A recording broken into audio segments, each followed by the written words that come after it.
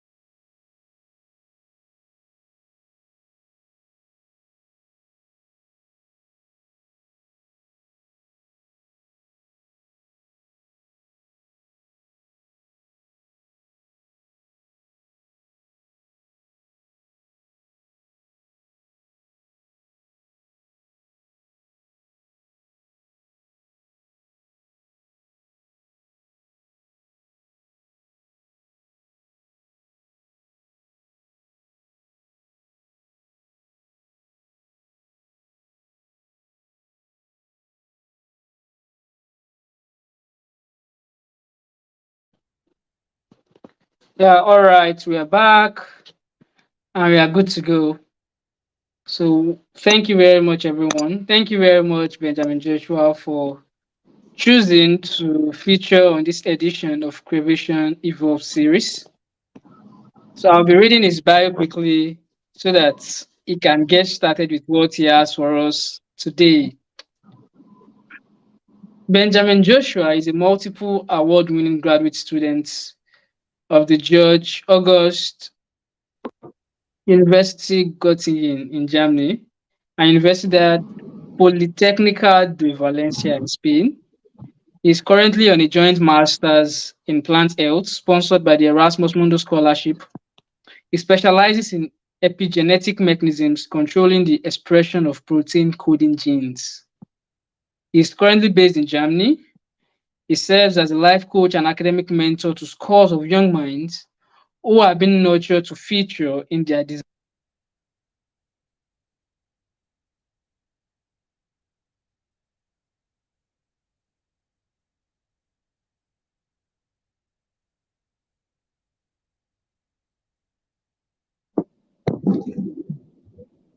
being God. That's a very fantastic bio there. So, ladies and gentlemen, let's welcome Benjamin Joshua to the show. Yeah, thank you so much. Can you hear me? Yes, I can hear you very well. Okay, perfect. So thank you so much for the opportunity. I'm very happy to be here, and I hope that you get the best today. So should I get started? Yeah, so I'll be leaving the stream so that it's going to be only you, and then we can get started now. Okay, Thank you. just let me know when I should need to be interrupted. Okay. Okay. So thank you so much, guys, for the opportunity once again. So today's topic is all about securing scholarships abroad. So I'm sure everybody already has an idea of what a scholarship is. So it's just what you get offered when you need to study abroad in terms of the graduate school and stuff like that. So I believe everybody knows what a scholarship is, but not everybody knows how to get these scholarships. Um, you can always get information online that gives you an idea of the various steps you need to take to be able to secure a scholarship. But sometimes it's not as straightforward as it is presented online. There's sometimes more to how to get these scholarships. So generally, there are different types of scholarships. So I think I'll get started with that. There are different kinds of scholarships um, globally. First, um, there are scholarships for undergraduate students. There are scholarships for postgraduate students. And for postgraduate students, there's scholarship for those who want to study a master's, those who want to study a PhD. So most likely, quite a number of the people right here on this platform will be interested in a scholarship to take up a master's program or a PhD program. So you need to be sure of which one you're going for. Now, with that already been said, you also need to make a choice of the kind of countries you would like to get a scholarship to study your master's or to study your PhD. Yeah, because you need to kind of identify your country of preference. And why? Why do you need to identify your country of preference? That's because different countries have the different styles, different ways in getting scholarships across to international students. They have different requirements. They they have different methods through which they can award scholarships to prospective master students, prospective PhD students. So, but I will try to just mention, I think, the quite popular countries and give you an idea of what they expect. So, starting with America, the United States, Canada, and Australia. For these three countries, they their scholarship method looks a little bit different. For them, you need to probably reach out to a faculty member, like a doctor or a professor, in the school of interest that you want to go to. And then you have to secure um, a position in their laboratory or a position in their research group. And then on the basis of that, you can now make an application to be admitted into the school. So that is usually the general route for those countries.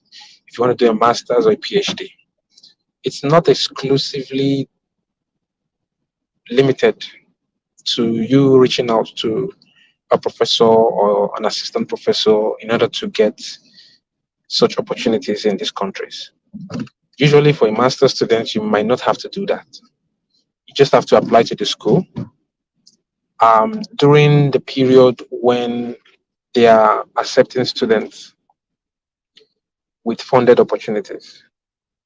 So, what do I mean by that? There are times in the year when the school is open for application, like the application window. Uh, that's usually around September to December. And during this period, if you're going to be applying to the school during this period, you're likely going to be able to apply for funding from the school. But if you apply after this period, let's say January, February, you might not be able to secure funding. So you need to also be very careful about the period of time you're going to be making an application. There are periods of time where you can apply to the school and select an option for funding from the school. So there are two. I've mentioned two things. It's either you go through the route of contacting a professor or an assistant professor in your department of interest and securing the position with them, and then when you're applying to the school, you mention the fact that you have already secured the position with this professor, and you're just applying to get into the school so that you can, be properly admitted. Or you just apply to the school, and then if your application is well good enough, um sub the school admits you with funding from the school. Okay, so that's for those places: Canada, the US, and Australia. For Europe and the UK, for the UK, there are different kinds of scholarships. There are Chevening, there are Commonwealth scholarships that are sponsored by the United Kingdom. And these scholarships have the different requirements, different rules, different expectations. So it's going to be difficult to exhaust everything in this session. So you can always look it up and what are the requirements of these scholarships. But just to give you some extra details, for scholarships in the UK, sometimes they are more focused on not just you being interested in the masters, but you being interested in doing a masters, getting the knowledge, getting the skills from them, and most likely coming back to Nigeria or to your country of interest, wherever country you are, to develop your country based on what you've learned. In many cases, the UK, we always have that clause when trying to offer scholarships to international students. They believe that you coming to them to get knowledge and insights from them um, will be that you are not just going to get it and then that's it. They expect that you're going to use the knowledge you've gotten from them to go impact your country. All right, so that's basically it for the UK. Um, for Europe, the most popular scholarship to apply for in Europe is called Erasmus. I'm sure quite a lot of us know that. For that, it's just basically normal application that you just have to, apply. I mean, it's just straightforward. And when applying, you don't need to contact anybody. You don't need to contact any professor like in the US. You don't need to do all that. You just have to focus on what the program is all about, right? That's for Erasmus. There are other scholarships in Europe. We have the DAD scholarship. We have different scholarships. Okay, we have the Netherlands scholarship. We have the African scholarship program. We have the um, Excellence scholarship. We have the Belgium Flanders scholarship, VLROUS. So there are a lot, not really a lot, but quite a number. So Europe generally you have to apply through a funding body. So it's not like a professor is helping you. No, not not necessarily like that. Usually, is you make the application yourself and you convince them that you're good enough to take up that PhD or take up that master's, and then get this opportunity. Generally, if you want to do a PhD or you want to apply for a PhD, it's better you apply to the US sometimes. But if you want to do a master's, the European scholarships are easier. All right, just give me a short while, please.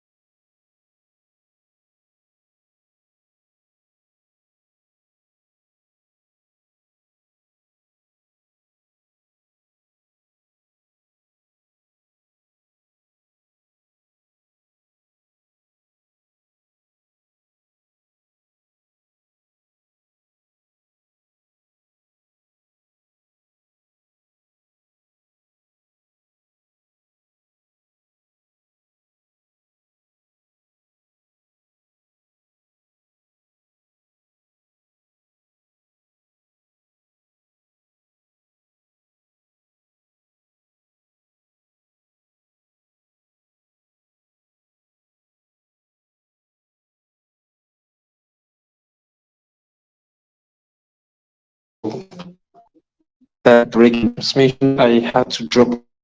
I've been on transit, so sorry. Can you hear me, please? Hear me, please. Can you just get a response to the comment section if you.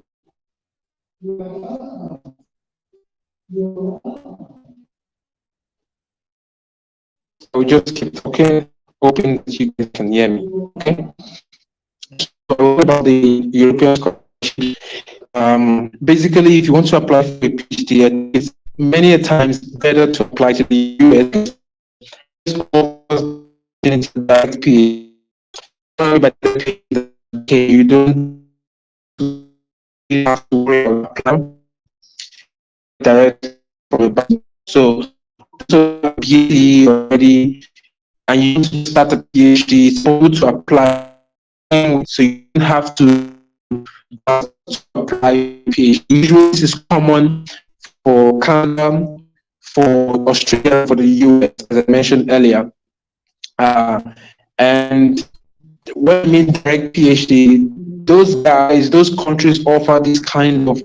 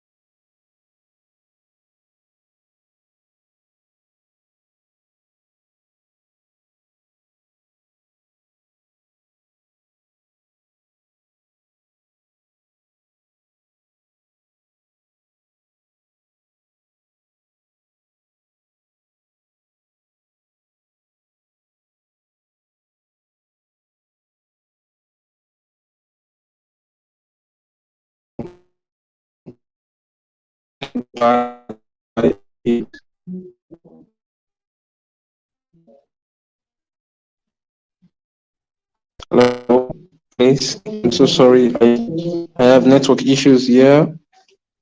Can you hear me? Please, can you hear me right now?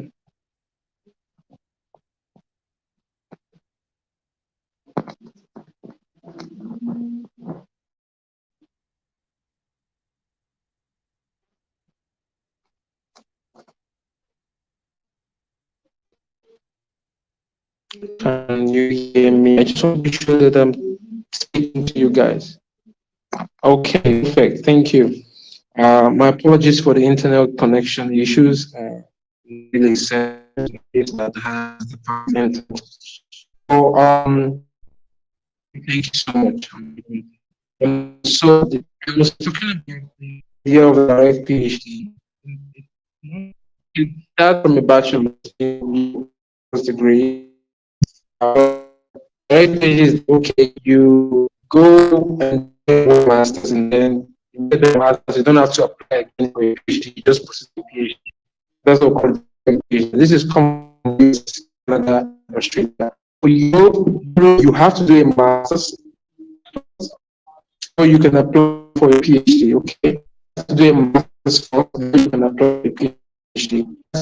In cases, most of the scholarships that are master's first before you apply for a PhD. At least if you find PhD in which you find, they will usually require you to have a master's.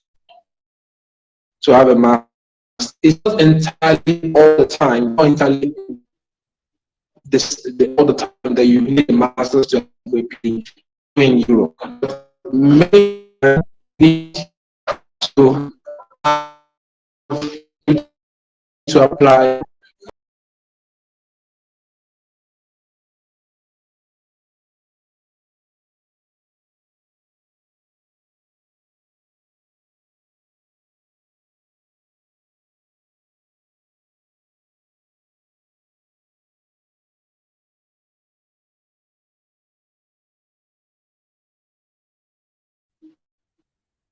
All right, so sorry for that. So you can always apply um,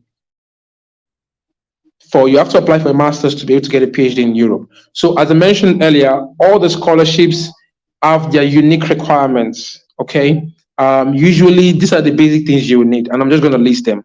These are things you can find online, so that's why I really don't want to bore you with them. I'm just going to list the things you definitely need for any scholarship application, especially if you're going to be making applications for graduate school. Okay, you need I mean, it's very common. You need your international passport for sure. So if you don't have an international passport, please get one. Usually, there might still be room for you to use maybe your national ID card, but it's not always, very.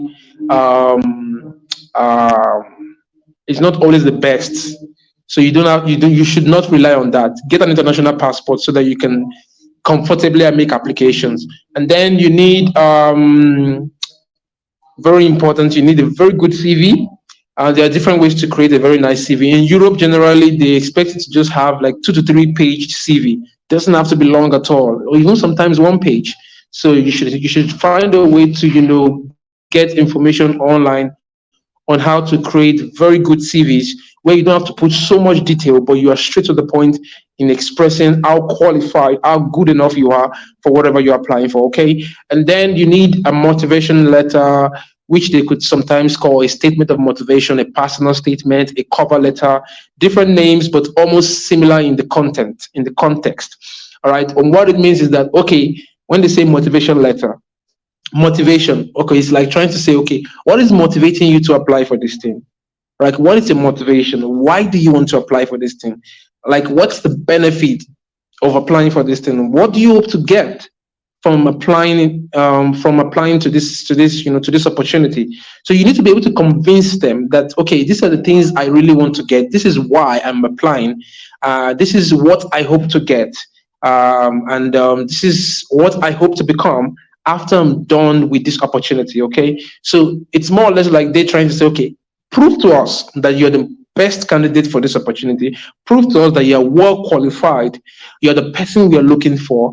And not just that, prove to us that, okay, we're not just going to take you up and just give you information, give you the knowledge you need. But we hope that in the near future, you'll be one of those we can, look at and be proud that we, supported him at one point or the other in his journey or in our journey. So they are trying to look for a way for you to convince them that, okay, you are a good seed that they can sow into the soil and reap an amazing harvest. All right. Because they're investing into you. They're also sowing a seed into you. They are putting their money on you. It's not free of charge.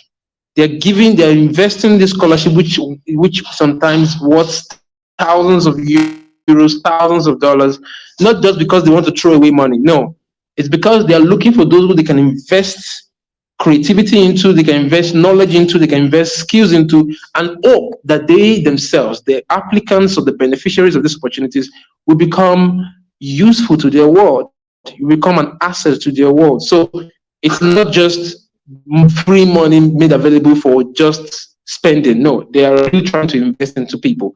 So you need to be able to convince them. That's the whole point of the motivation letter. So that's the summary. But as I said, there are a lot of information online on how to understand what a motivation letter or a statement of motivation or whatever name they give it looks like. All right. Then you need recommendation letters. All right. There should be professors, doctors, faculty members, or even people you work for. All right. Company directors or whatever name, who should be able to write well about you. They should be able to say something well about you, and not just say something nice about you. They should be able to say things that really portrays that you are good enough for that application. All right. For example, you cannot just be saying that, okay, for example, you're getting a recommendation letter from somebody, and the person is, you're applying for a program like, okay, an Erasmus scholarship in public policy. Okay. And then you're getting a recommendation letter from a professor of biology. How does that relate? Right. So you get letters from the appropriate people who are kind of an authority in the field of study that you are applying for. All right. So if you are applying for an Erasmus Master's Scholarship Program in public policy, the guy or the woman or the person who's writing a recommendation for you should be somebody that is a professor or a doctor or an assistant professor, like somebody with a track record of prominence or expertise in a field related or almost similar to what you're applying for. That way, the person can actually say things that really, really relates well with the expectation of the program. All right, so you get recommendation letters from the right set of people, not just, okay, because you need the recommendation letter, you go and get a recommendation letter from religious leaders. It doesn't really work that way, except that the religious leaders are also probably experts in the field you are trying to apply for. Okay, so you need to be very choosy, very selective when you're trying to reach out to people who can write very amazing, very impactful, eye-catching recommendation letters for you, because recommendation letter is a big deal for many scholarship applications. It shows to those guys. I mean, it shows the guys who are trying to recruit you or offer you a scholarship. It shows them that, okay, you have a track record. You're not just coming from somewhere that they themselves cannot trace. They themselves cannot accredit. They themselves cannot try to investigate and say, okay, is he really who he is or who he says he is? Because anybody can say anything. But recommendation is like, okay, I am testifying to this guy that he is really what he says he is. All right. He has what it takes. All right. So it's not just your personal opinion that matters here. It's also about the opinion of those who have watched you grow, who have watched you, develop to who you are, who testify to your academic standing and the likes. Right. That is the thing I think I've mentioned, recommendation letter. And then there might be other things you probably just can add to your application that's going to make you just have the competitive advantage. I need to really strike that word. Competitive advantage. Scholarship is not something you just go and just apply and expect that, okay, yes, I have this, I have that, I have a CV, I have a motivation letter, I have the recommendation letters, and then that's it. I'm getting scholarship for sure. It doesn't work that way in many cases. In a few cases, it might, but you should be able to prove that you have a much more competitive advantage. Number one, when you are able to also, provide certifications, when you're able to provide proof of the fact that you have grown over the years. For example, you're applying for a PhD, you should be able to show that you have done research before. All right, you should be able to show that one or two research experiments and have the practical know-how, the practical knowledge of how to do research or how to conduct research. All right, we're applying for a master's, not really necessary, but it's going to be an advantage. Like I said,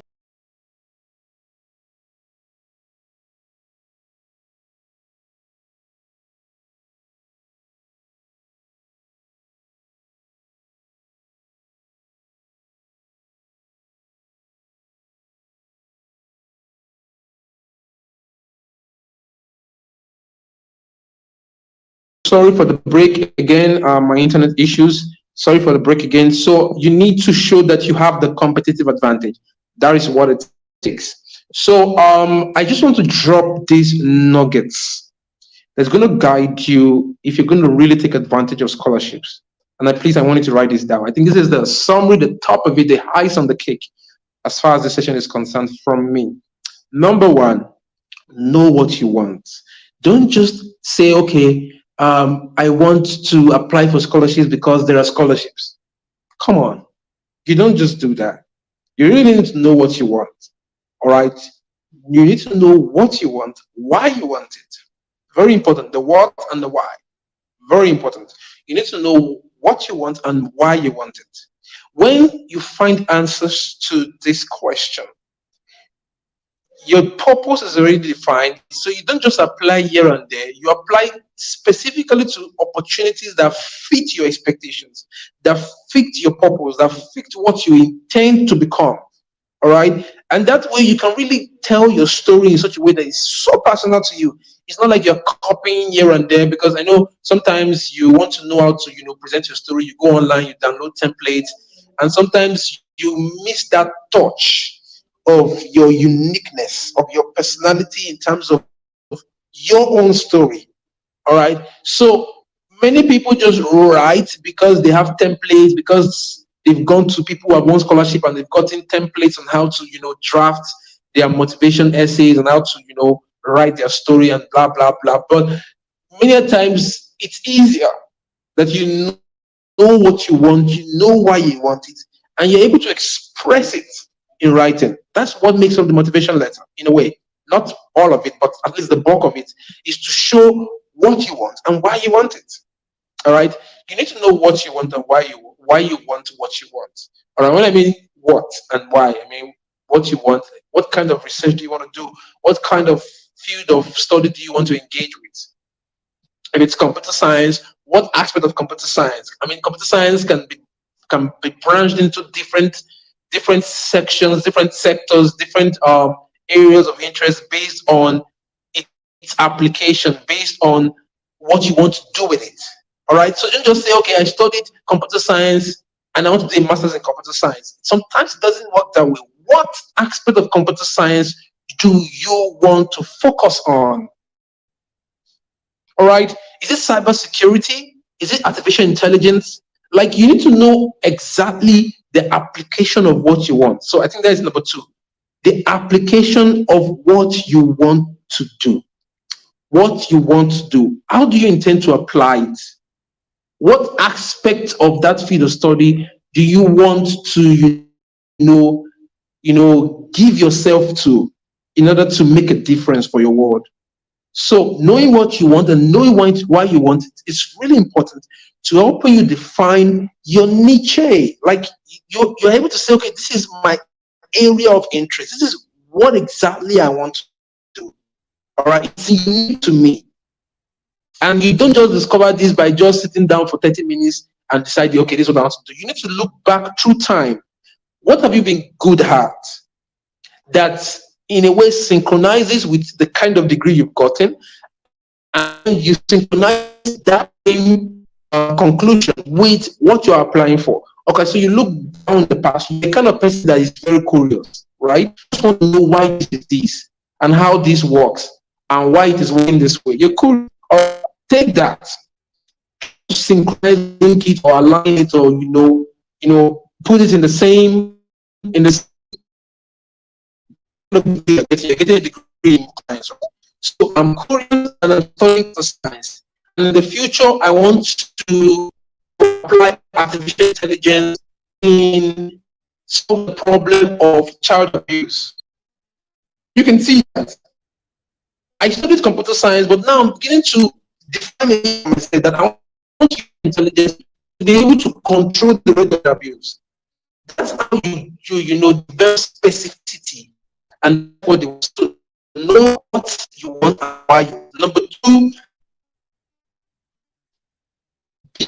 be sure of how you want to work.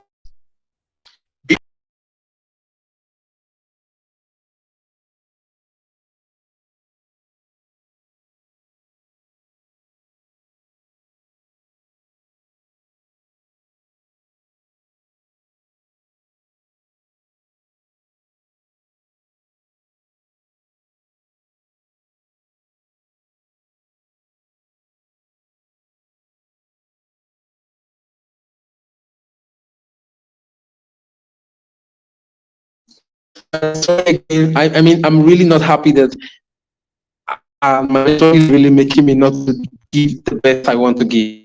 You need to be sure how you want what you want. All right. Not everybody needs a scholarship to be what they should be. But if a scholarship is very pivotal, and you know that that is the how to getting what you want, there's this passion of your application when you're applying. If you're just looking for scholarship to Java, sincerely, it's going to be it's going to be so obvious that there's no passion backing up what you're trying to say to selection. You need to know, be sure of how to get what you want. All right, you need to be sure of it, and that's when you begin. Okay, you become convinced that okay, I need a scholarship. Number three, find people who have discovered the how. Find people who have discovered the how and let them guide you. Very important, and that's the whole idea behind mentorship. You cannot work alone. Liverpool fans, that's one thing I like about you guys. I don't really like your club so much, but but I just like that specific identity. Never working alone. Somebody who has gone through that route to just guide you. It's a universal law. All right. So find somebody who knows how getting what you want. Number four, make sure that you don't lose touch of your growth process. All right. Make tracking your growth. That way you're able to have that flow when you are studying. I finished I graduated blah blah blah degree, and afterwards I had the opportunity to do very short-term research on the application of artificial intelligence in regulating the rate of child abuse. However, I was not able to find the time to explore this and this and this, and because of the fact that I didn't have access to modern day equipment, modern day software, blah blah blah, I'm taking advantage of this moment to step up my game and apply to this program because I need to fill up these gaps. So you have shown that you started from somewhere. You didn't just fall from heaven. You didn't just land and say, okay, I did a bachelor's degree, I need to get this master's. It's important to me. Come on, why? There are gaps.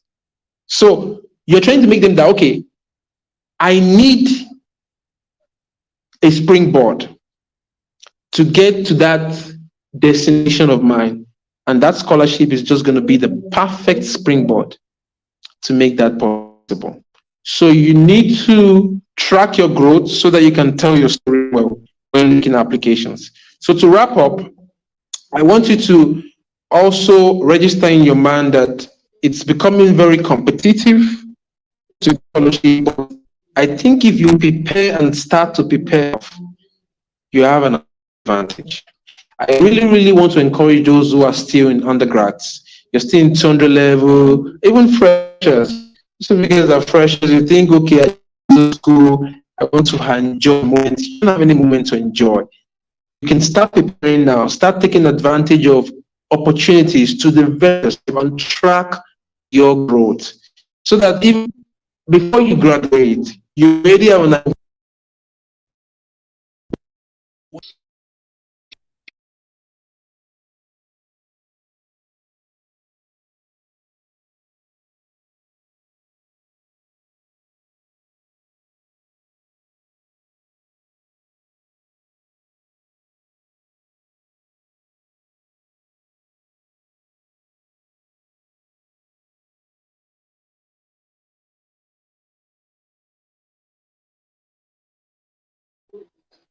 Hello, we can't hear you again at all. Can't hear you at all.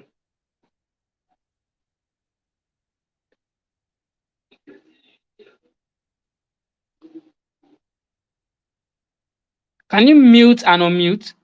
Let's say that it will work. No, it's not working. Wow.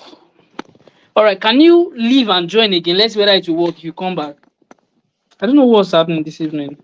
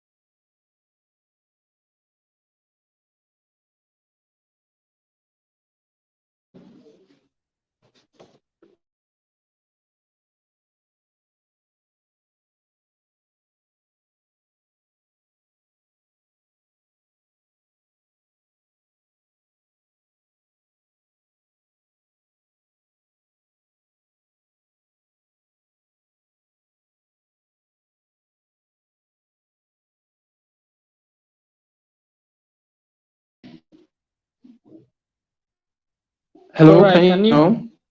Yes, we can hear you very well. Oh my goodness, I'm so sorry. I have been saying and talking all this while and I never knew this was going No, on. we heard you. We heard it like 1, 2 minutes ago. Oh my goodness, you almost gave me a heart. I was thinking that I've been talking and you guys were not hearing me. I'm so sorry. No, no problem. All right. All right. So, do you want me to continue? Yes, continue from where you stopped. So you talked Okay. about. So I think the Okay. place where it started going a little bit was where you said there shouldn't be gaps. We should track the growth. So there should be like Yes. every Yes. space is filled. There is growth from one Yeah. point to the other. There are no Yes. gaps to say, okay, I just Yeah. disappeared. Yeah. So that's really Yeah. Yeah.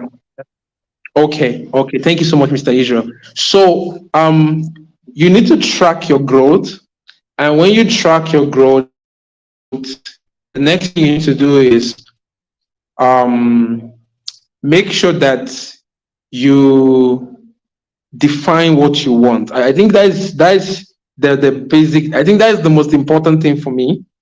You need to know what you want and why you want it. Now, let me quickly also say this. Sometimes, please, sometimes it's difficult to know what you want at the early stage of your career, like at the early stage of your being a student.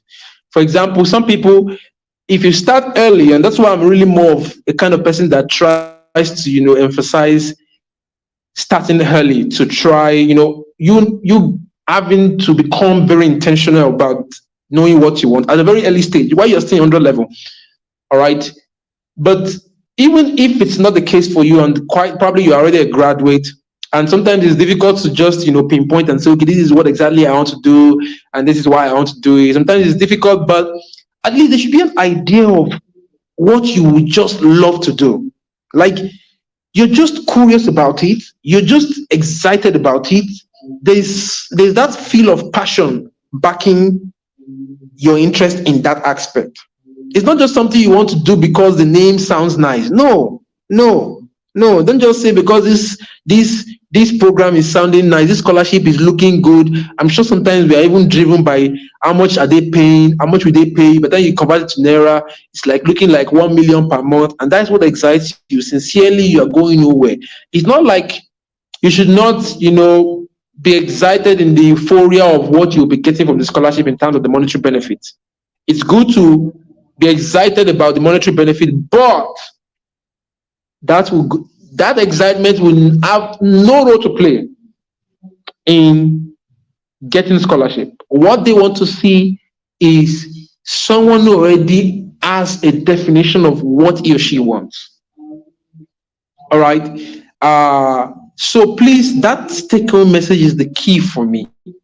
All right. I cannot dig deep into the how of applying for scholarship, what you need to do, how you need to present your story, and all those details. I cannot go into that now because we don't have the time. But I'm just trying to really establish the foundation, which many people don't have. All right, knowing what they want, why they want it, and knowing fully well that the scholarship is the how to getting what they want. Now, what you want might be a big picture, a big picture. You want to become, you want to work in Google. You want to be one of the software engineers for Facebook, for Tesla. But first, you are starting just as a BSc holder in computer science or as a BSc holder in mechanical engineering. All right, that's the scratch.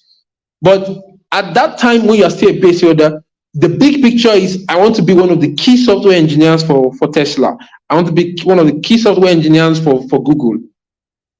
Now, it's a big picture and the journey is very long, a very long one, even though everybody's journey in terms of length might differ. Some people's journey in terms of length towards their final destination might just be 5 years, some 10 years. So you should never be stereotyped in terms of, okay, if his own took 5 years, mine will take 5 years. It might not be the same. You might be motivated by other people's success story, but know for sure that sometimes destiny will just play out. So you need to have the big picture, all right? So that way, the big picture informs you of the many steps you will likely take from wherever you are right now, all right? And that big picture is just the building of what you want. You need to know why you want to become a software engineer in Google. Why? Is it just because you're excited about it? That's not enough. It's personal to you to be excited, but in terms of those who will give you the opportunity to take to take all those steps towards a destination, they are not looking for your excitement per se. They are looking for the purpose behind the picture, the purpose behind the big picture. Why? Why? Please always ask yourself that question. I learned that from my supervisor. She always ask me, Joshua, she always tell me, Joshua, when you're doing any experiment, every single step of the experiment, ask yourself, why am I doing this? Why am I doing that? Why am I doing that? But then you're intentional about asking that question, why, you will make less mistakes. You will spend less time on things that are not important, things that are not necessarily urgent, things that are not necessarily relevant to the big picture. You'll be very specific and intentional about every step you take. You will not waste time doing things that are not important as far as your dreams are concerned. So please take advantage of the online space to get so many information, Twitter and LinkedIn. are very good places for you to get information about opportunities that are flying around here and there. People who want to give scholarships or who want to recruit students, we always make posts that, okay, in my lab there is an open position for this and that. So you always find that information. So accessing the information, I don't think is a problem. I don't think it's a problem. Then all you need to do is just follow. If you identify people that are already in your field, like people that are already experts in your field, maybe faculty members, professors, doctors, or even engineers or people in the industry, you've identified them already, just follow them. Follow them on Twitter, follow them on LinkedIn, follow their post, click a notification button for all posts they make. All right, so you can always get updates on the posts they are making or the posts that people following them are making. Because these guys that you are following, they also have people that are following them who also probably might have opportunities available in their labs, in their industries, in their research group, blah, blah, blah, and stuff like that. So that is one of the very basic ways to get information about scholarships. And then obviously there are pages, websites who have dedicated their themselves to making sure that they make these opportunities known to the public. You can also subscribe to those websites. Many of them are definitely free of charge. All right. You should also subscribe to those websites, and then you'll receive like email notifications almost on a daily basis to know which scholarship or which opportunity is trending or is available at the moment. So accessing the opportunities is not actually a big deal, but I really want to establish the foundation of it all. Know what you want, and please, if you are writing notes, please write WHY and put exclamation mark in front of it. Why? That's the biggest question. Why? So I think that's all for me now. I will probably be willing to entertain questions. All right. I'll be willing to entertain questions if there's any right now. Thank you so much.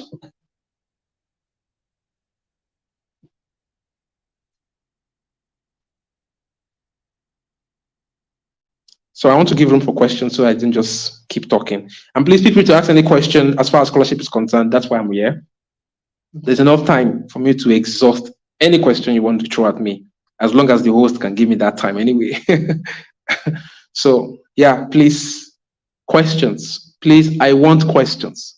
I really do want questions.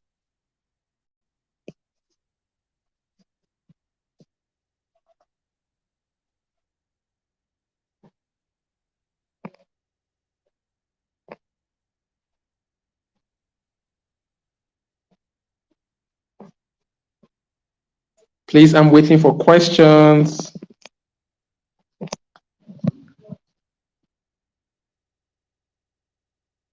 The host, Mr. Israel, are you there, please?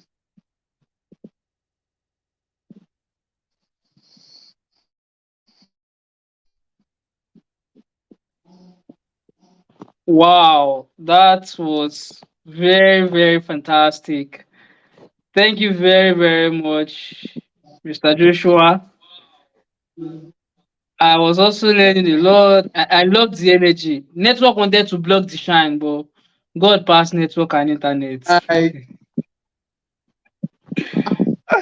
Like, Yeah, yeah, so yeah. I was glad with the towards the ending part, the network was stable and you were able to give out what the very important points that we really need to note. The why. Why are you looking for the scholarship? It's not just the excitement, because a lot of persons are excited, but the excitement won't get you anywhere. It's not just about the money. In fact, Nigerians are money, 5 and 6. So, but the money is not what will get you there. It has to start with your passion. The why. What exactly? Why do you want scholarship? What do you hope to achieve with it? So, thank you very, very, very much. So now we are waiting for questions. We're waiting for questions. Ask your questions. Don't feel like maybe some questions are too big or some questions are too small or they might sound foolish. There's nothing like foolish question. Oh. Both of us are science students and we know that questions help us create better hypotheses, better experiments, right? So it's good to ask questions. All right. So I think we have some questions Yeah. Questions are dropping. So please keep dropping your questions. Oh. I'll just be Yeah. highlighting them on the screen so that you can check out those questions. Should I read Yeah, I can them? see the questions as well. Okay, all right, no problem. I can read them. It's fine. I think I can read some Oh, of them. So, Tolia oh, Yahaya is that, ah, sorry. can you hear me? Can you hear me? All right. So you said you used to hear from people that volunteering and leadership are important when seeking a scholarship. How true is that? That's why these are things I didn't really want to dig into, but I felt okay. If the questions come, I'll definitely answer. My dear, yes, definitely. Volunteering and leadership are important, but in many cases, these two areas are uniquely sought out for by UK scholarship. You remember I talked about the UK being a country that really kind of gives preference. They tend to, identify with people who have kind of done some kind of community service. Like you've made efforts to make your immediate environment a better place, no matter how small the effort is. So that's why quite a number of the major UK scholarships, they expect that when you're scholarship program, you should go to the country and likely continue what you've been doing in terms of, improving your community status, in terms of contributing to the welfare of people, which really is like volunteering. Although volunteering is also for you, skills, you can volunteer to be an intern lab because you want to learn the skills, right? So for it, you're just volunteering. But you participate in maybe some big events, supporting and you're getting paid for it, so volunteering. Many of these things is either you are motive or you getting some connection, some network, building your communication skills, building your working skills. There might be personal motive and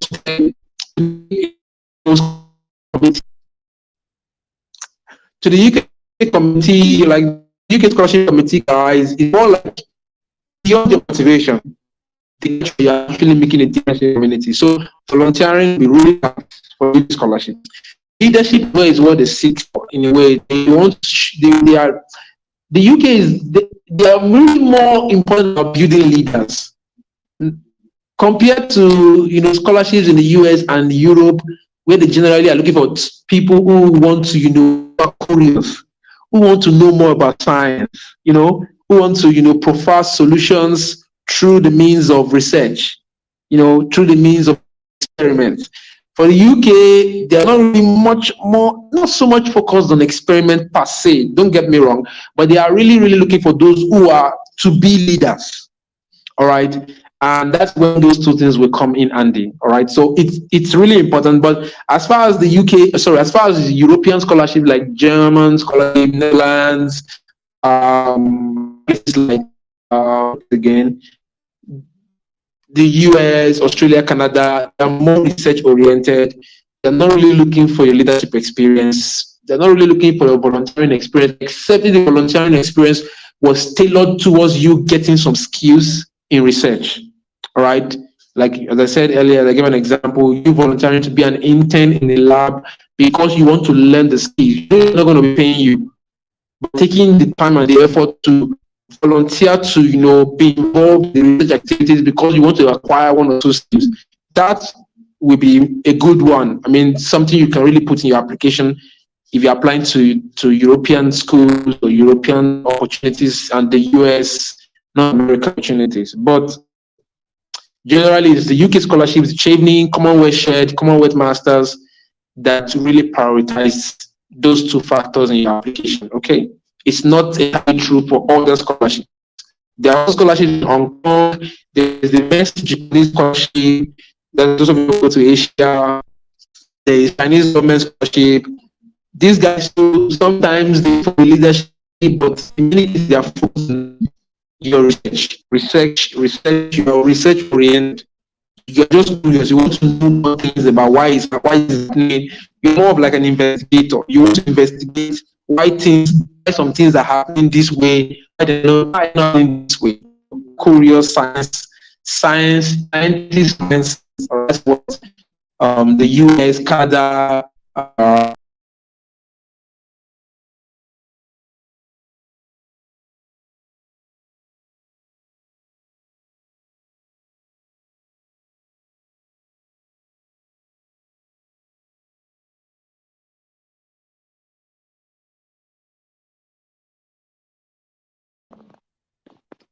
So let's keep the questions coming. We apologize for the network glitch that our speaker is having. It's not always like that. We don't know what's happening today, but then we are resilient people, and I'm sure that he's still going to try to join so that he can answer the questions. I can see a lot of questions. So please keep dropping your questions. We have time. We'll try to go through all the questions so that by the time you are done with today's session, you can just zoom into execution. There is nothing to wait for. If you've graduated already, you know what to do to go to the next step. If you've not graduated, you know what to do. How do you prepare yourself for scholarships? If you are just starting your journey in the university, what are the steps that you need to take such that by the time you are graduating, you are just living, right? So those are the questions that you should ask. Ask any question you have in mind, such that when our guest speaker comes back, you'll be able to answer directly. So in the meantime, I'd like to just reaffirm some of the lessons that he has shared with us, some of the nuggets. He has talked about the distinction between scholarships. So if you are looking towards development-based scholarships, like those in the UK specifically, we have Commonwealth scholarships, we have Chevening scholarship, and the number of them, they are development oriented. So they are the ones that will check out for your leadership skills, check out for your volunteering skills, your what other things? Leadership, volunteering, and a number of things like that. They are development oriented. So that means you have been serving your community in one way or the other, and then you need a bigger platform to make a bigger impact.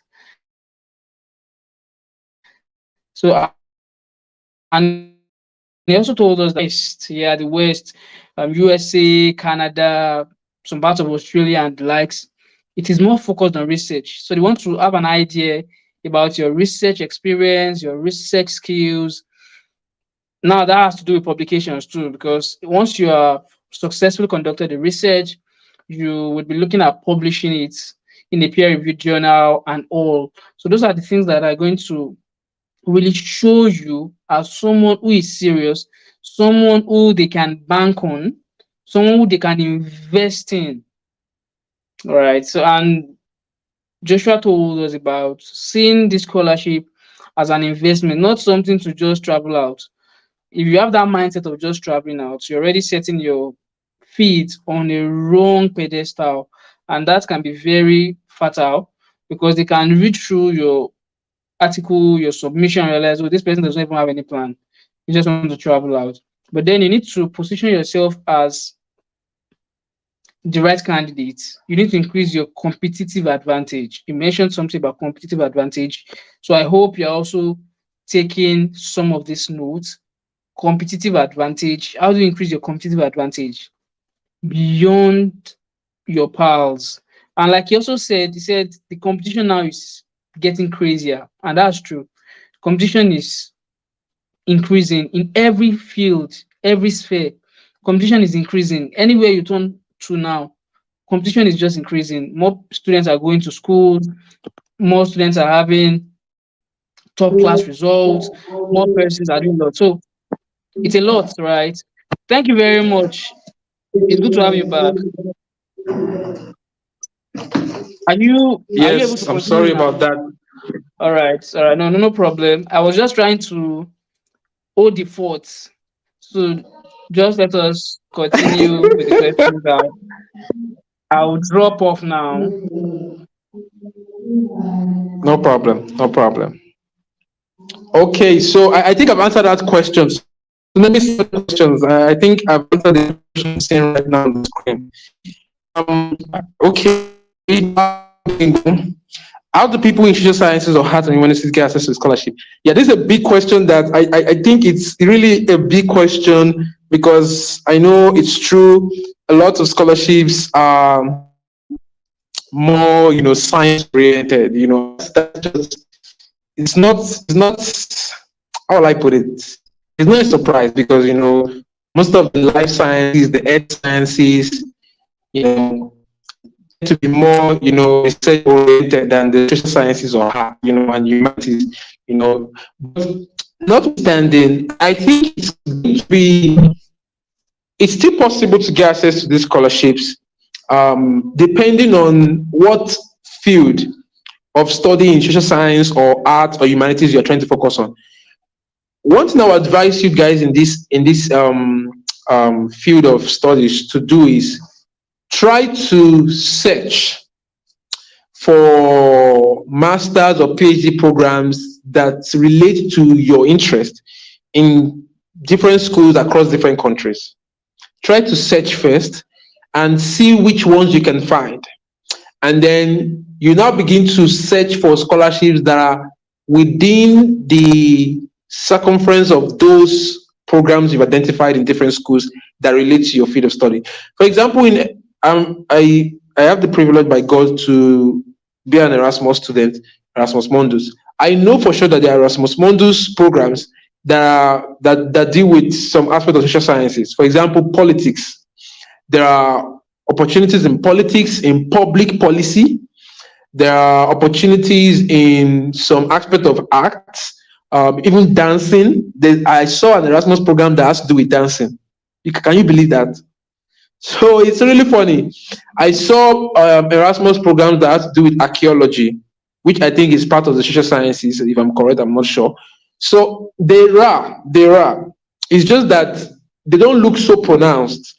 They don't look so advertised like the science, like the life sciences or the earth sciences. All right. That's why you don't really see them. You don't really see them.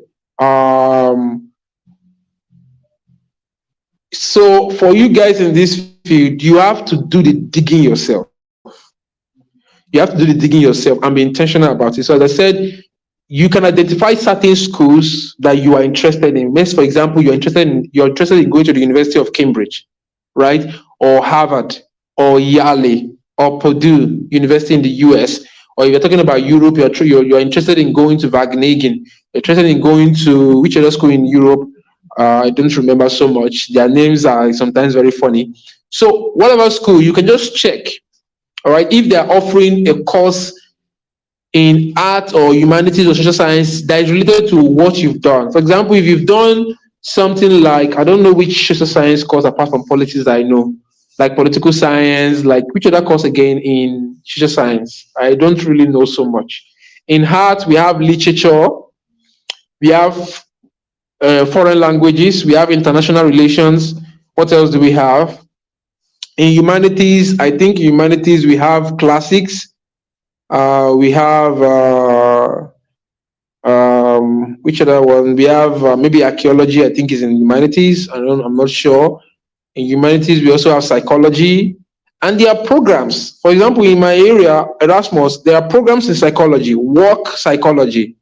There's a program called work psychology. I think work and social psychology. So we have them. You just have to dig deep yourself. They will not always be pronounced. They will not always be advertised, but you have to dig deep. All right. You need to search for them. All right. Yeah. Communication and language arts. Can you see that there are programs, there are scholarships for these programs, there are fellowships for this program, there are professors and doctors who are specialized in these fields in the US, in Canada, in the in Australia, in the UK. Even the UK has a lot of these social science arts programs. They have a lot. I think probably almost more than the pure sciences. All right. All right. So you need to dig deep and search for them. And then when you identify those programs in those schools, try to see, obviously in their websites, in their departmental website or in their program website, they will probably, highlight if there are scholarships available for the program. So if you find a scholarship available, then you can apply if you're eligible to apply, because you're not always eligible to apply for all scholarships. All right. So depending on the country you're coming from. So that's I think the answer I can give for that. So please, my friend, do your personal digging. Don't rely on people. Don't rely on advertisements. Do your own digging. You will not always find them really advertised. All right. So I have a question as an undergraduate with a very low CGPA. What are the chances of the person getting a scholarship, and what process can the person follow? So there's something I would have loved to. I don't know. Maybe I will share it with the host. Somebody, a very renowned person in the area of mentoring students for scholarship opportunities. I've forgotten his full name, but I think I remember Olumuyiwa something. All right, he's a very pronounced person who is, I think, based in Canada. So he wrote a very elaborate piece of how to secure scholarship as a second class lower division student. And he highlighted step by step, like 1, 2, 3, 4 things, 5 things you can do to boost your chances. I think that would be the best answer to give you, Alabito, for me. I think I know who that is. So I'll just send the piece to you so you can read through and just follow the steps. Okay. But for the benefit of those who are probably also in the same shoes with Alabito for me, I'll just briefly highlight what you need to do. As an undergraduate, you still have a chance. You can build that CGPA, right? You can. If you're in 200 level, you still have 2 years ahead, probably. If you're in 300 level, you still have 1 year ahead or 2 years ahead, depending on how the length, the cost of study you are offering. So you still have the opportunity to boost that CGPA, right? That's number one. Number two, start. After you identify what you want exactly, start connecting with people in that field already. And that's why I say you take advantage of LinkedIn, Twitter, start connecting with them. When you connect with these people, because of your connection with them, opportunities that are within their network space. Because these people you have connected with who are high profile people, they are also connected to organizations, academic associations or societies who are probably going to be, posting about maybe an upcoming conference, an upcoming seminar, an upcoming summer school, and all those programs. And because they're connected with these people who are connected to those organizations, you will likely get their posts within your timeline. And that way you can attend some conferences, some workshops related to your field, relevant to your field, attend some seminars and all those things. And those are the things that will also show that even though you don't have a very, very good grade, but these are the things you've done so far. Also, you can start taking some very specific courses online that are unique to your field of study. So when you get certificates for these courses, like these short-term courses, 3 to 6 month courses online on Coursera, on Udemy, on EDX, those certifications can also show that okay, you've taken personal time, invested personal efforts to develop your knowledge base, even though your GPA does not really reflect or school evaluation, right? So you can take online courses, but very relevant ones. Just take online courses here and there. Very unique, relevant ones. They might not have the same name as what you're studying now, but at one point they have significant. Example, every person knows statistics, sincerely speaking, and some of the statistics to use how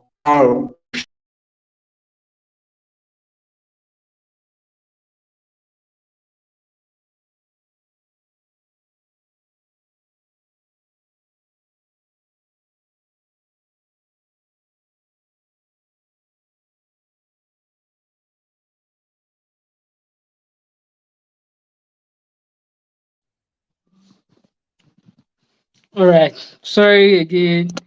Network. The internet is trying to be frustrating, but we are stronger than that. We are resilient. We have few minutes more.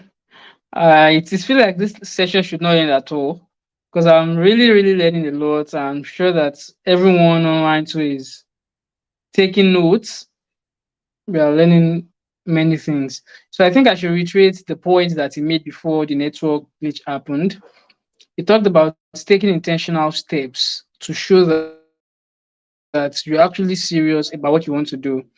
And that can be in the aspect of taking online courses or certifications in line with your course.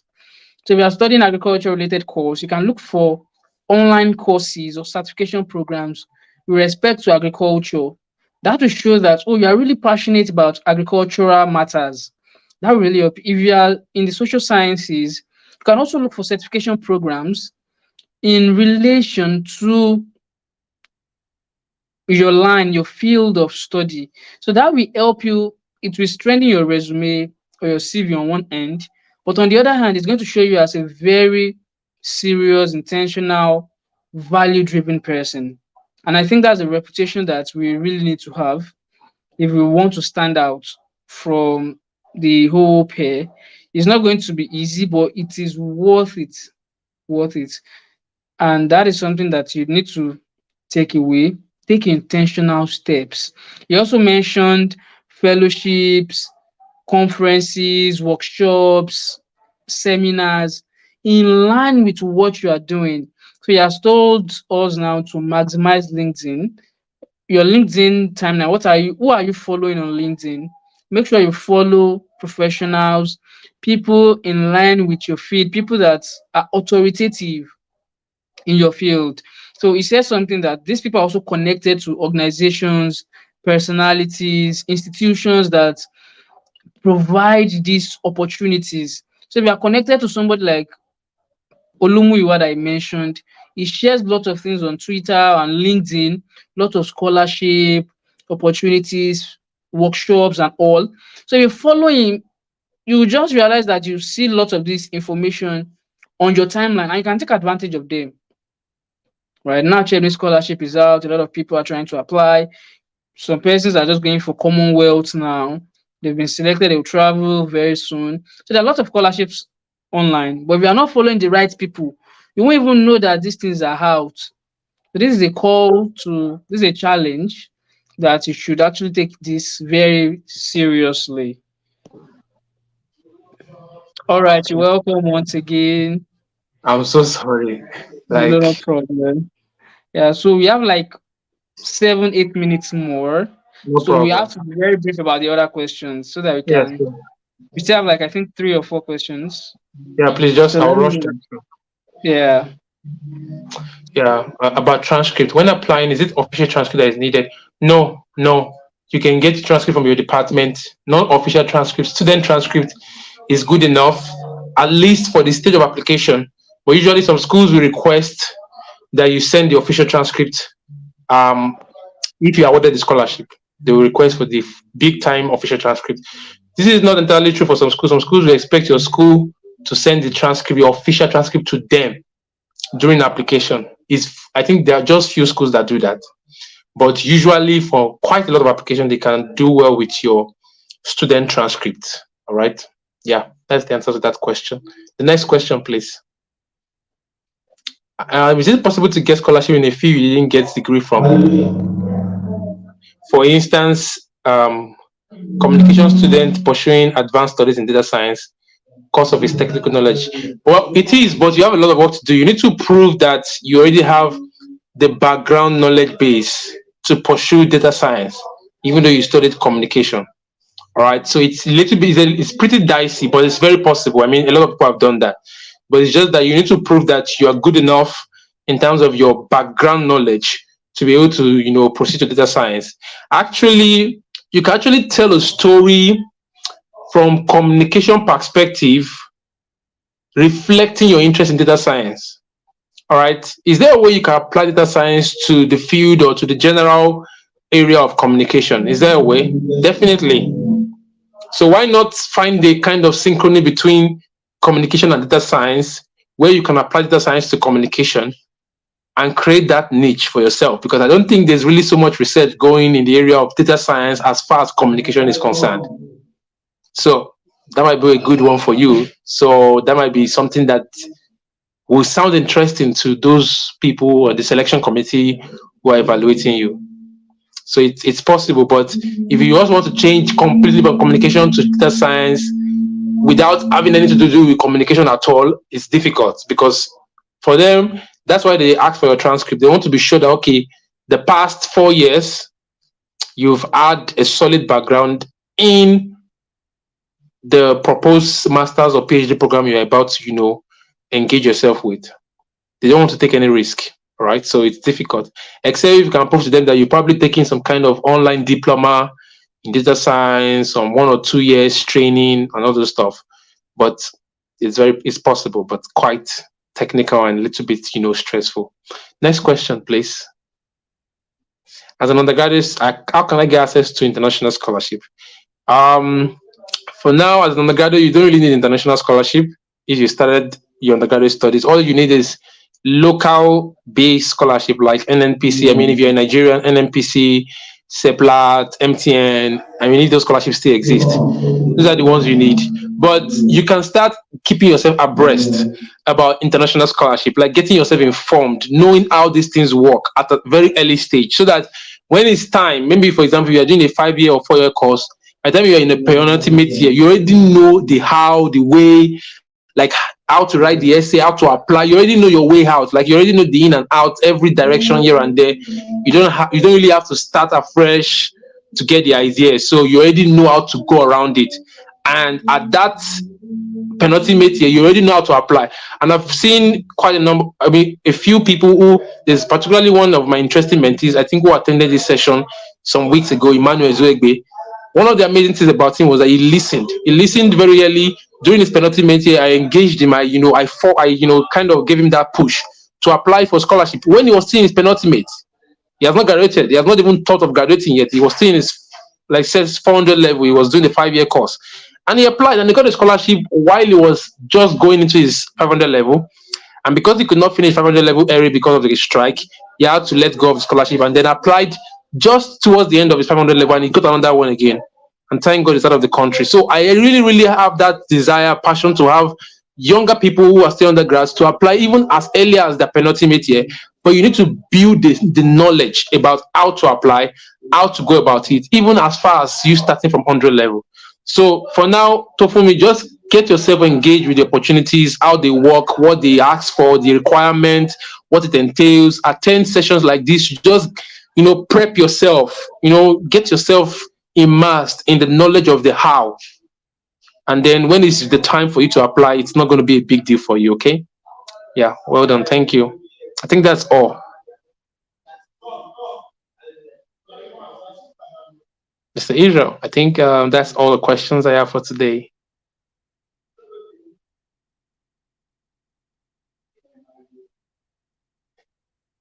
Thank you so much. Yeah, that's all. That's all. Thank you very, very much for coming around. In fact, internet, no wala.